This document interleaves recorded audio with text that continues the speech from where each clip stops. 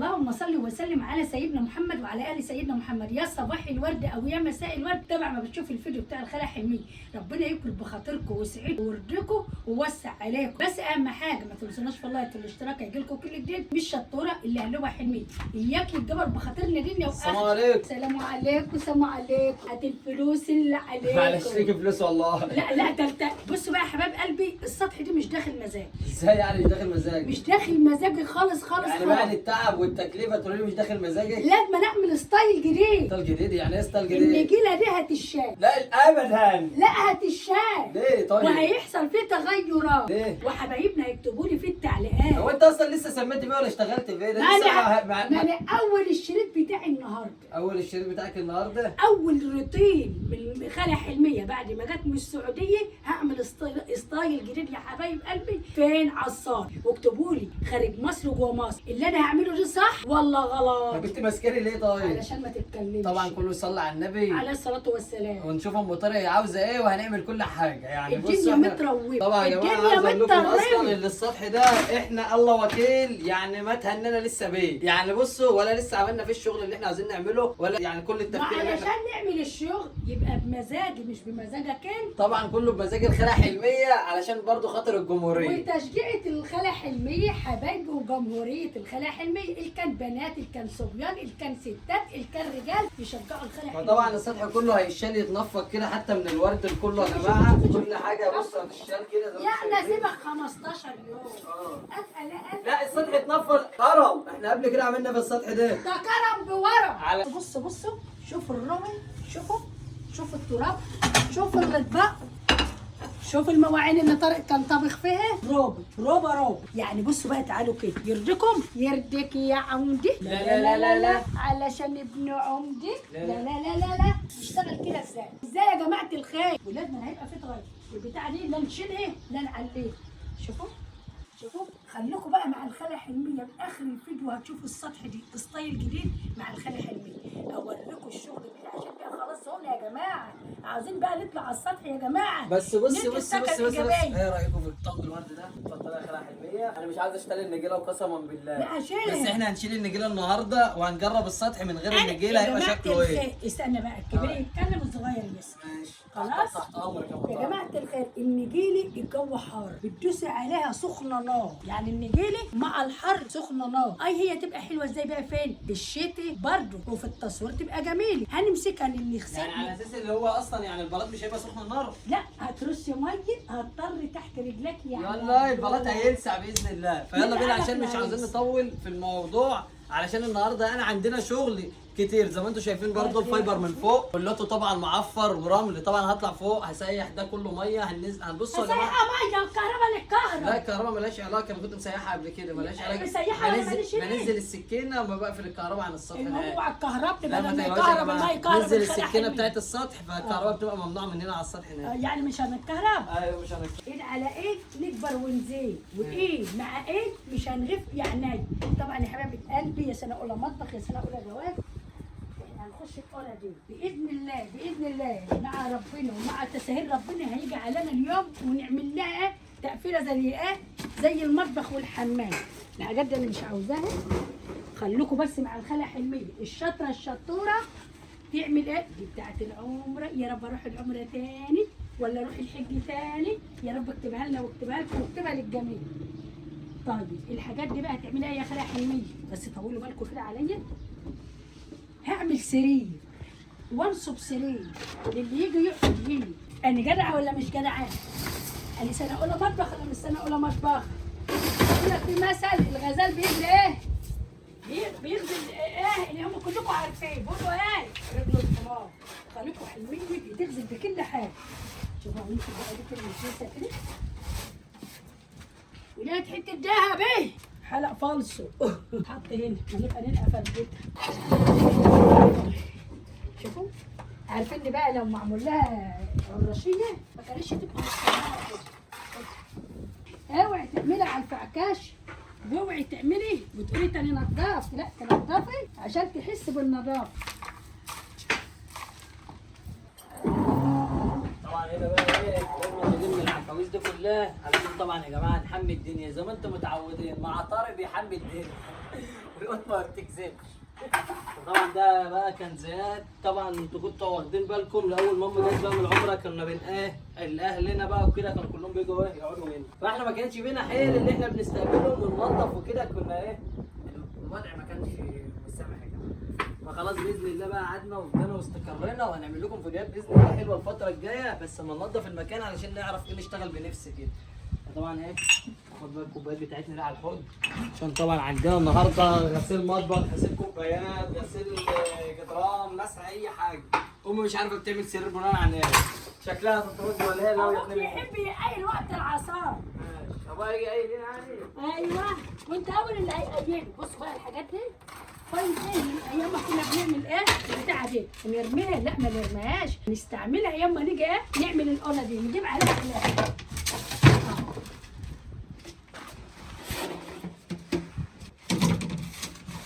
مع الخلع حلميه ولا هتحتاري ولا هتدوخي ولا اي حاجه. دي برضه هو ماسوره فيها ايه اسلك للكهرباء، محتاج كل حاجه عينيها هتحتاجيه. نجيب حته حته كده. طبعا يا جماعه هي عايزه تشيل النجيله، فاحنا عندنا لا هنشيل لها النجيل وهنشوف برضه وهنجرب. طبعا احنا كده كده بننفض دولت ايه يا جماعه في الاخر، فاحنا بقى نشيلهم جوه الرسوم كده دول عشان ولا يتبلوا ميه ولا يتضربوا اي حاجه. فاحنا طبعا عشان هنمسك برضه الخشب زي كل مره عادي بنمسكه بقى ايه بيبقى عليه ايه. طبعا زي ما انتم شايفين متطرب ومتعفر، فهيعوز يتنفض وهيعوز يتمسح علشان احنا لازم نرجع المكان زي ما كنا فرشينه في الاساس يعني. هو يا جماعه علمي فن الطابق يا عروس.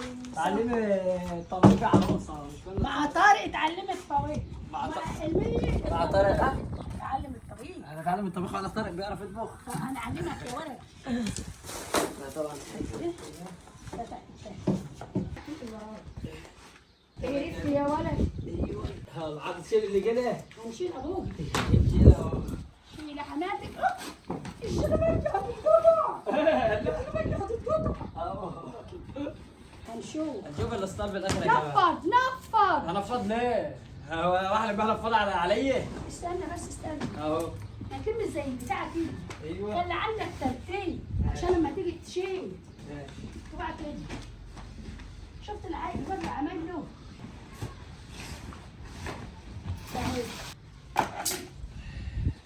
تعب يا جماعه النهارده يوم تعب.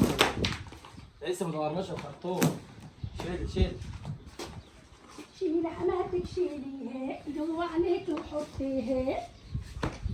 شيل ده الأول طب مترحل. بس اول بالك عشان ده ما يتقفلش عليك. ما بيتقفلش هو بيفضل مفتوح. بيرد. انا قويه بربنا وبكره يا جماعه. طب يلا بسرعه حطها على الارض عشان ما تقعش. فيك انت. لا شفت الورده دي؟ الورده دي طلعت انت يا طارق. دي لسه طالعين اول امبارح. الله دي الورد البلدي. ايوه بيشوفوا الورد نشف. شوفوا نشف ازاي؟ ما الخلع احنا مش هنا رعاته. شيلي كده معايا. اما انا بشيل من ساعتها الواحد. دي ما بتشالش الوحيده ابدا يعني.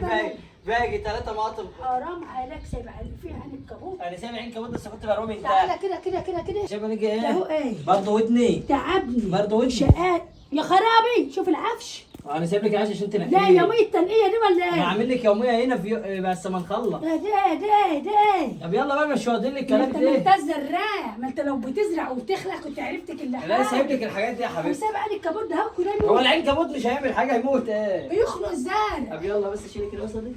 اللي تعبنا سنين في هواه عامل نفسه ما يعرفناش. بعد العمر ما كنت معاه الراجع ولا باش. شوف الواد طارق وعمل له ده. انا هطلع عينك من هنا وجايه فوق. الله باشا. خش جوه غادي غادي. شايفين النعناع يا جماعه؟ الورد ده هادي خد منه. ايوه لا انت الوارد. جاي لك اهو. لا انت رايح تركب القطر ولا ايه؟ بص على الحلال.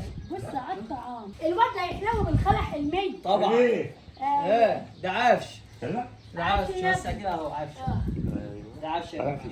هتشغلني ولا ايه؟ انا كنت بتقول انا خليك انت. صندلك فين انت يا ابو طارق؟ يا حبيبتي ايد واحده ما تنفعش. لكن غيرك والله ما انت تروح كده ولا كده. ايد واحده ما تساعدناش. مش بعرف اكل. استنى. يا حبيبي انت تقعد. ليه؟ انت الراس الكبير. يا حاج شايف يا طارق. يا ابو طارق يا ابو طارق سيبك من- طبعا يا جماعه لازم المكان يتعفر، يعني احنا في جو يعني زي ما انتم شايفين. جو ايه؟ جو خريف. جو خريف.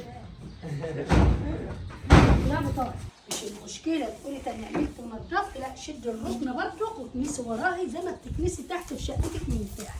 شوفوا بقى التراب وانا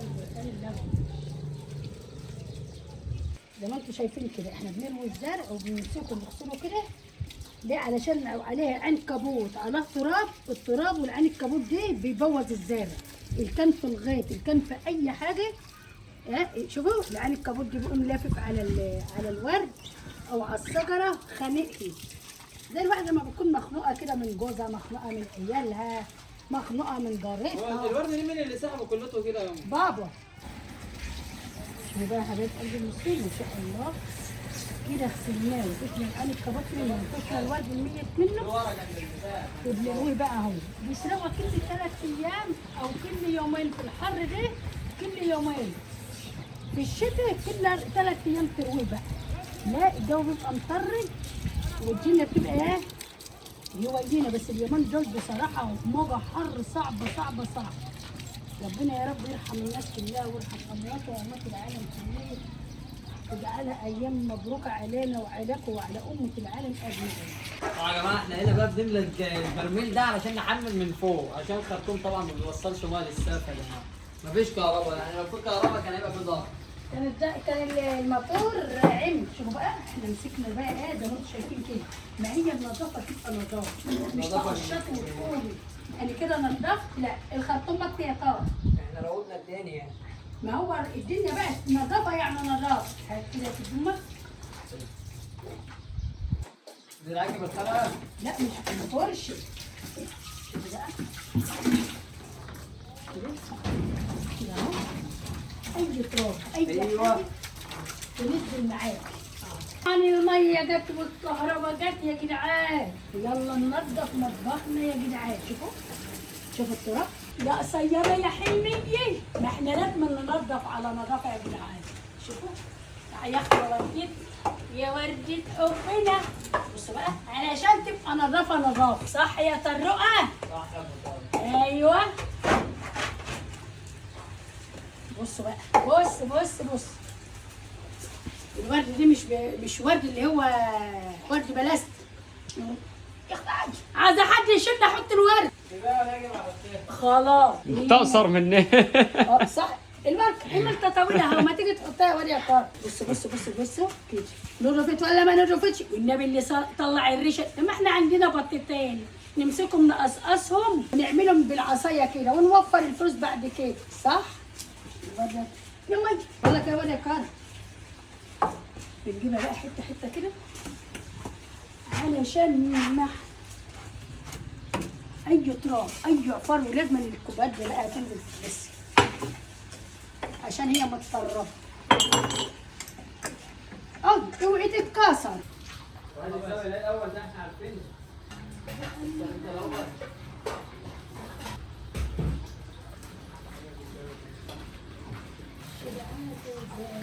على فكره انا بص هيجيب دلوقتي لا مش هيجي تضرب فيه ميه. تضرب فيه ميه مش هيجي انا ميه. هلا عليك يا بنتي يا عسليه يا تحليل يا خلاك الدنيا عسل.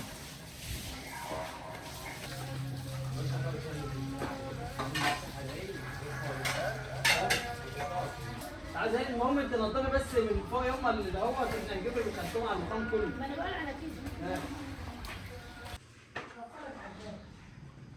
ان شاء الله. كان نور اهو. احلى حاجه بقى في الجو الشاعري دي. جو هادي، جو 10/10. شوفوا ما شاء الله المنظر. يجعل عندكم الخير كله ويجعل عندكم المناظر الجميله دي. طبعا شوفوا بقى عملنا تنظيف غسلنا الركنه وغسلنا الحيطان. وايه رايكم في الجمال والحلاوه؟ واشتلت النجيل، اهم حاجه اشتلت النجيل. واكتبوا لي هتتحط تاني علشان انا عارف ان هم يكتبوا في الكومنتات اللي النجيله كانت شكلها حلو في الصور. لا يا حبايبي اكتبوا لي انا في التعليقات انا ولا هو ارائي ولا اراءه. انا طبعا لا انا والله المكان من غير نجيله مالوش شكل ولا له لون لا. ولا ريحه على نطاق. هي كبدمك الجو الوقت نار. لو انت النجيله مالهاش علاقه بالنار ولا لا بالساعه. النجيله بتعمل سخونيه مع الارض والبلاط بتعمل سخونيه. لو انت طالع تطبخ او بتعمل حاجه والجو حر هتدلق شويه ميه هيطروا عليك الحته صح؟ اكتبوا لي بقى في التعليقات. تعالوا بقى شوفوا يا حبايب قلبي المطبخ اللي كان يضرب نار والوعي اللي كان سايبها يا جدعان خلتها فله وزي التاني. تعالى كده يا كرام كده شوفوا عسل عسل عسل عسل ازاي. شوفوا ما شاء الله رواقه وتستيف وزي الفل. عايزاكم بقى تكتبوا لي في تعليقاتكم الجميله وطريقتكم حلو. وشوفوا بقى هنا وغسلنا الزرع ونضفناه وخليناه زي الفل. وبنروحنا برضه نضفناها وغسلناها وسيحناها. دي ما فيهاش نور، نور ربنا احسن من الدنيا كلها. وانتوا معانا يا حبايبي عملنا سرير بشلته بحبة هدوم عندك ايضان ممكن تحطهم في شكاره كده نظيفه وتطبقيه وتعملي بهذا الشكل الجميل دي. والفرن بتاعنا ده بايظ ان شاء الله هجيب له واحد جديد عشان ما عادش نافع. والكنبه بتاعتنا ومسكنا برضو النجيله بتاعتنا لمناهي والشيلات بتاعتنا هيت مش هقدر احطها بقى على الركنه الا لما الركنه تنشف وتبقى زي الفل ان شاء الله الصبح بقى. خلصت يا سعاده الباشا؟ كله تمام يا باشا. شوفوا بقى الجدران كلها برضه نظيفه ورايقه والسور كله زي دي تنظيفه العيد ولا في تنظيفه قبل العيد؟ لا في روتينات بقى يا حبايب قلبي. وحشتوني وبوتاجازي وحشني وعايزين نعمل اكل حلو بقى لابو طارق. اليومين اللي انا جايبكم دول كان الحمد لله الحمد لله بخير كلنا حلوين. ايه رايك يا طارق؟ وريهم بقى المناظر يا ولا معايا مسلط على الخلع حلميه. شوف بقى المناظر الجميله دي. وريهم الراجل اللي بيلمع الدنيا دي. قول حاجه بقى. قول لهم حاجه. انا عملنا كل حاجه. اي حاجه والبحر. ده كده يا جماعه تتحط ولا ما تتحطش؟ هنستنى برضه وراكم بالكومنتات وانا معاكم في اي اراء تقولوه. لو كتر الكومنتات قالوا حطوا النجيله فهفرش اهو مش حاطه النجيله. هنفض النجيله وهحطها.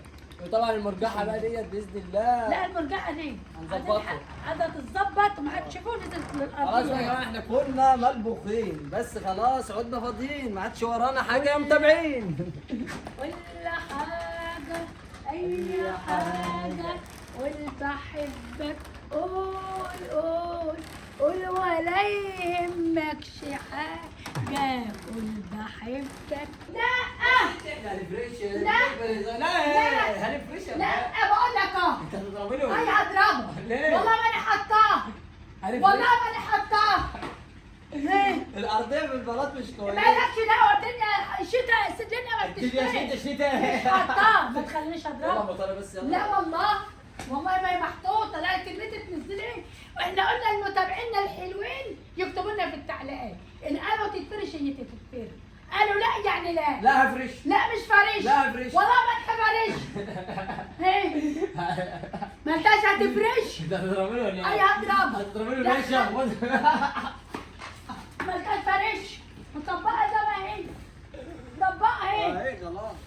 يلا اهي شارين نجيله ب 4000 جنيه عشان نسيبها. لا وقتها. وعدها ال 4000 جنيه لا والله. وقتها. لا وقتها. اي لا وقتها. ماشي. ماله السطح كده ما جاناش على باله.